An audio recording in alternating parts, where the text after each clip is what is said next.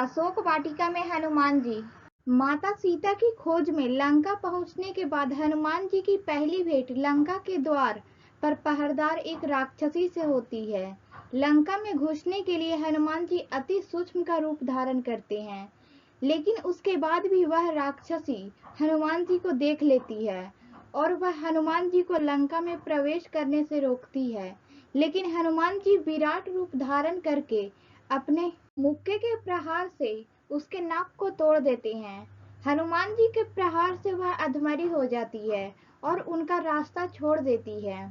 हनुमान जी लंका में प्रवेश कर जाते हैं और रात्रि के समय हवा मार्ग से उड़ते हुए लंका के राजमहल में सीता माता की खोज करने लगते हैं। लंकापति रावण के कक्ष में हनुमान जी उड़ते हुए जाते हैं, जहां पर रावण की पत्नी मंदोदरी सो रही थी। उन्हें देखकर हनुमान जी सोचने लगते हैं कि कहीं ये माता सीता तो नहीं, लेकिन फिर वह सोचते हैं कि हरण करके लाई गई सीता माता इस प्रकार महल में नहीं सो सकती।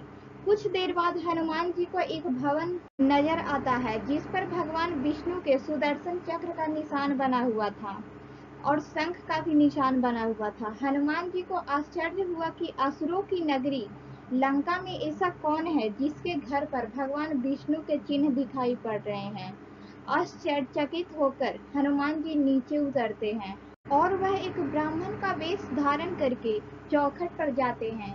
रावण के छोटे भाई घर के अंदर से विभीषण जी बाहर निकलते हैं, जो कि बातचीत के दौरान पता चलता है कि विभीषण भगवान विष्णु और श्री राम के परम भक्त हैं। हनुमान जी बहुत प्रसन्न होते हैं।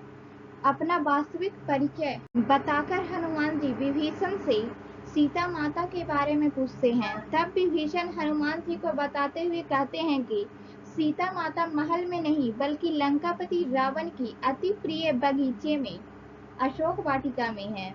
बहुत से राक्षस पहरेदार उनकी निगरानी करते हैं।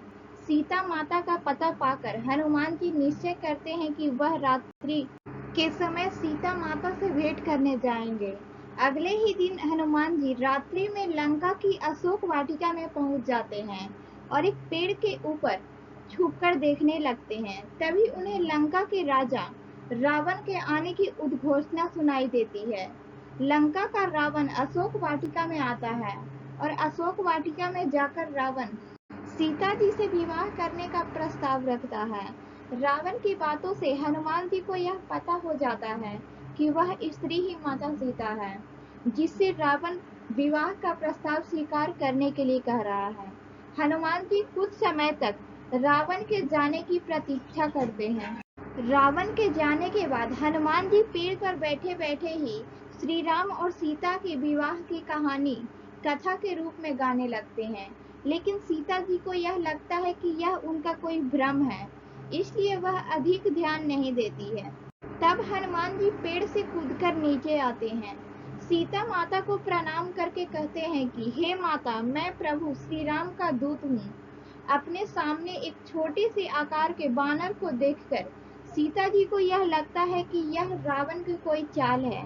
हनुमान जी के बानर के रूप में होने का कारण सीता माता को भ्रम हो रहा था। तब हनुमान जी श्री राम द्वारा दी गई मुद्रिका की बात उनको बताते हैं, जो कि केवल श्री राम और सीता जी को ही पता थी।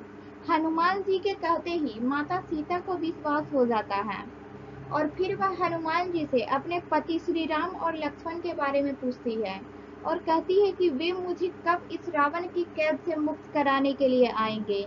क्या वह मुझे भूल गए हैं? तब हनुमान जी सीता माता को अपने साथ चलने के लिए कहते हैं। माता सीता जाने के लिए मना कर देती है। तब वह हनुमान जी को चूड़ामणि निशानी के तौर पर देती है और कहती है कि श्री राम ने मुझे यह विवाह के समय दी थी। हनुमान जी जाने से पहले माता सीता से अनुरोध करते हैं कि उन्हें बहुत भूख लगी है और अशोक वाटिका में बहुत से फल लगे हैं। यदि आपकी आज्ञा हो तो मैं ये फल खाकर अपनी भूख मिटा लूं। तो माता सीता हनुमान जी को आज्ञा देती है। माता सीता की आज्ञा लेकर हनुमान जी अशोक वाटिका में चले जाते हैं और हनुमान जी अशोक वाटिका में फल तोड़कर खाने लगते हैं और पेड़ को भी उजाड़ देते हैं। तब रावण के सैनिक हनुमान जी को रोकते हैं, तो हनुमान जी उन्हें पीट पीट कर भगा देते हैं। रावण के सैनिक सभा में राजा के पास जाते हैं और हनुमान जी की हरकत के बारे में रावण को बताते हैं। रावण का पुत्र हनुमान जी को बंदी बनाने के लिए आता है, तो हनुमान जी उसे मार देते हैं। यदि अब तक हमारे चैनल को सब्सक्राइब नहीं किया है, तो हमारे चैनल को सब्सक्राइब कर ले ताकि इस तरह की वीडियो हमेशा देख सकें। Thanks for watching this video.